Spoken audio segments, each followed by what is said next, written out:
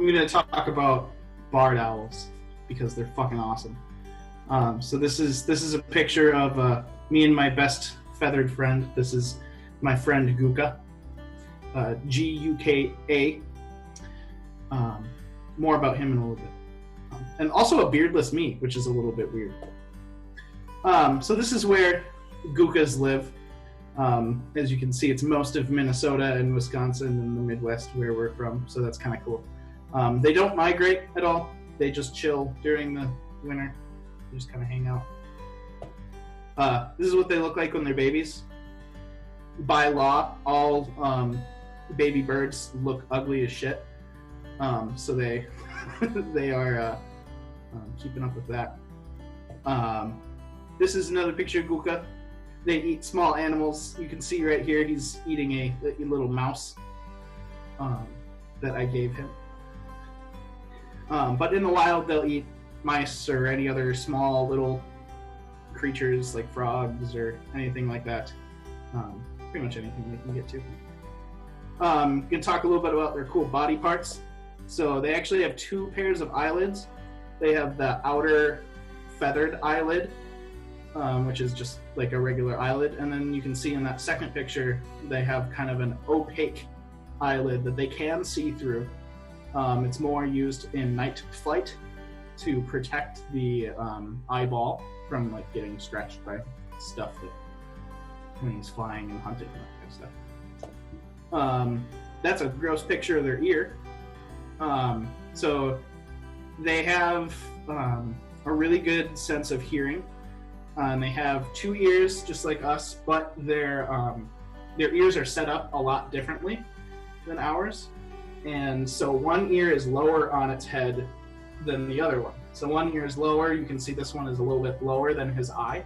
The other one will be a little bit higher than his eye, so that when the owl is sitting up in a tree or on something and he's hunting, he can hear like a little critter that he wants to eat. And the ears triangulate exactly where that sound is coming from. So that's pretty cool. They also have, this is also a really cool picture. I didn't take this. This isn't Kuka.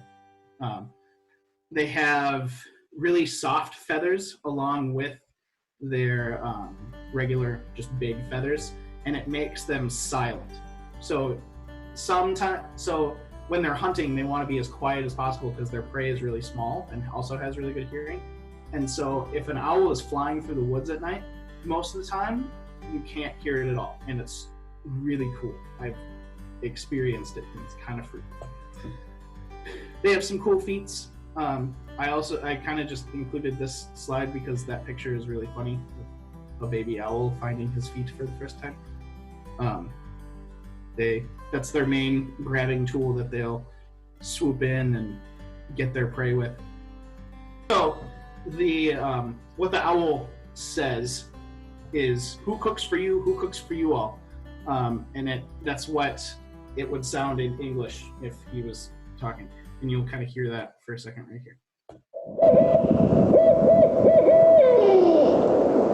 You hear that?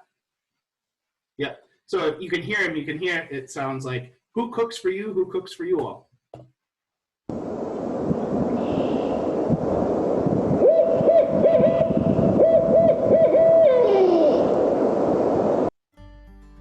All right, I'm back. Can you see that?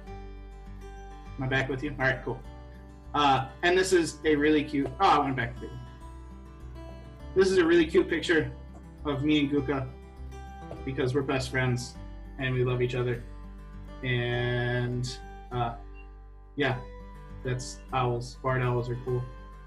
And Guka's cool. I have a question. Yes. How well do most of them interact with humans? Okay, so I've had a couple different experiences with this. So the owl that I worked with, Guka, he experienced being around humans very early on in his age. He was hit by a car when he was very young, even younger than the ones that were in that picture. And he broke his wing, and he is blind in one eye and deaf in one ear as well, so he wouldn't have survived in the wild. So he became a educational bird, and the nature center, I guess, technically adopted him, I guess. And so he's been at the nature center for almost 20 years. So he's he's pretty chill around humans. I will say, though, that he hates one specific person that works at the nature center, just because she's the one that always has to, like, give him shots or, like, hold him down when they have to, like, trim the beak. And that's kind of a thing that you'll see a lot of places, is they'll have one person that's kind of the bad cop, so that they only have those feelings towards one person, and the rest of the people, they're kind of chill. Jacob. Yeah. What does trimming the beak mean? Oh, okay. So in the wild, owls trim their beaks just on their own, on like bark and trees and shit. But when they're in captivity, they don't really learn how to do that from other owls, and so you have to do that for them. You have to go in and act, because the beak is made out of the same stuff as fingernails, only it's just a lot stronger, and so it grows, and you have to trim it. Yes, Noah. Okay. Did you know you did a presentation on dinosaurs too? Because all birds are really dinosaurs. Fun fact. It's true.